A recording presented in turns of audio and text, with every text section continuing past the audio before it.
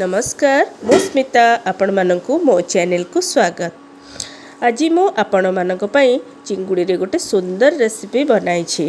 साधारणतः nonveg recipe आम समस्तंकर पसंद। आज मु चिंगुड़ी सहित फूलकोबी और आलू झोल बनाई छी। चिंगुड़ी प्रायतः आम समस्तंकर पसंद। चलंतु देखिबा चिंगुड़ी और फूलकोबी झोल किपरि प्रस्तुत हुए और यहा पई कौन कौन आवश्यक उपकरण दरकार।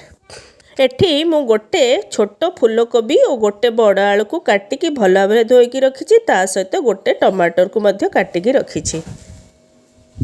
मसला पाई मु गोटे पियाज गोटे रसुण और गोटे बड़ खंड अदा को बाटी रखी आउ गोटे बड़ पियाज को मध्य काटी रखी। ता सहित हलदी गुंड लंका गुंड लुण सोरिष तेल और गुजराती डालचीनी मसला एठी मु नेइछि। प्रथमे चिंगुड़ी को भल भाव धोई से लुण हलदी पकाई सोरिष तेल रे भाजी नेबा। चिंगुड़ी को भाजी मु गोटे प्लेट रे काढ़ी रखी। एबे चलंतु फूलकोबी और आलू को भाजी नेबा। एठी मु गोटे कढ़ई को गरम करी एथिरे 4 चम्मच तेल पकाई तेल को गरम करी रखी। एथिरे काटी रखिथिबा फूलकोबी को पकांतु। आम ओडिशा रे नॉनवेज रेसिपी बनाइले सोरिष तेल व्यवहार करती कहीं तरकारी स्वाद सोरिष तेल रे बेसी भल लगे। एबे मु फूलकोबी पकाई सारिले। एथिरे स्वाद अनुसार लुण और हलदी गुंड पकाई फूलकोबी को भाजी नेबा। फूलकोबी रे एबे मु लुण और हलदी पकाउछि। 4-5 मिनिट फूलकोबी को भाजी सारला परे आमे गोटे घोड़नी साहाय्य आपको कभर करी रखिबा। लुण और हलदी फूलकोबी रे पकाई सारला परे आपको भल भाव मिसाई दियंतु। एबे गोटे घोड़नी साहाय्य आपको आमे कभर करी रखिबा। किछि समय परे कभर बाहर करी कटा होइथिबा आलू को एथिरे मिसाई भाजी नियंतु। एबे फूलकोबी रे मु आलू गुडी को मिसाई देउछि। आगरु आमे फूलकोबी रे लुण आउ हलदी पकाई थिले। एबे आलू रे किछि लुण बा हलदी पकेबा आवश्यक नाही। फूलकोबी रे आलू पकाई भल भाव मिसाई दियंतु। तापरे गोटे घोड़नी साहाय्य आपको आमे कभर करी नै जिबा। फूलकोबी और आलू को किछि समय पर्यंत सिझिबा को छाड़ी देबा। 5 मिनिट परे कभर टी बाहर करी फूलकोबी और आलू को गोटे प्लेट को बाहर करी नै आसीबा। फूलकोबी और आलू को बेसी समय भाजिबा दरकार नहीं कहीं ना चिंगुड़ी झोल रे आकु पकाई आमे किछि समय फुटेबा को अछि।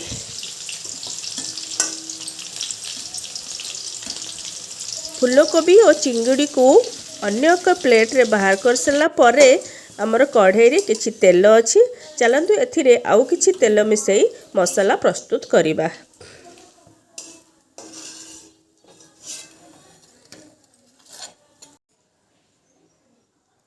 एबे मु गोटे चामच तेल पकाउछि।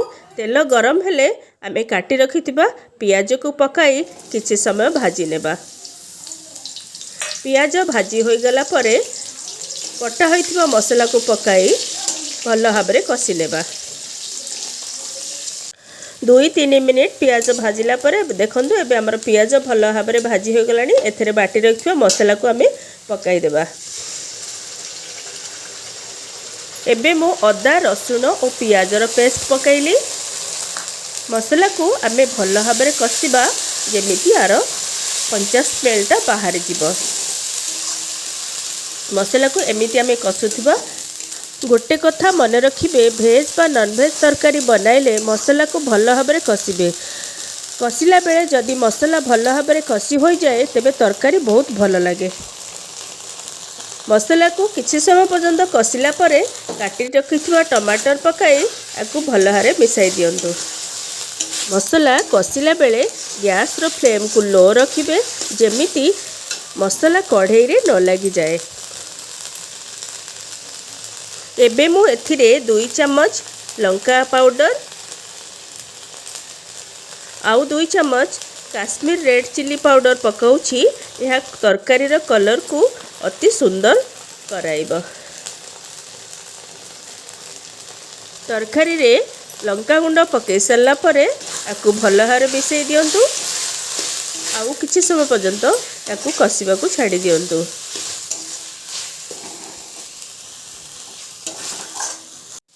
एबे मु मसला रे 1 चम्मच हळदी गुंड पकाउछि। कहीं ना आमे आगरू कोबी जेतेबेले भाजुथिले सेतेबेले किछि हळदी गुंड पकई भाजिथिले।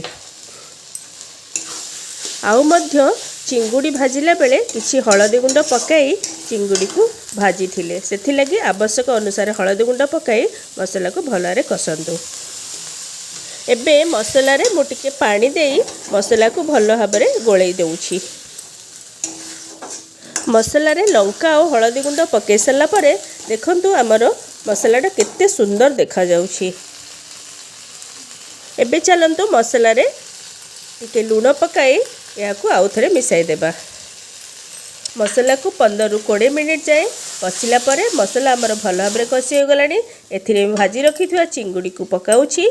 मसला और चिंगुड़ी को भल भाव मिसाई देउछि।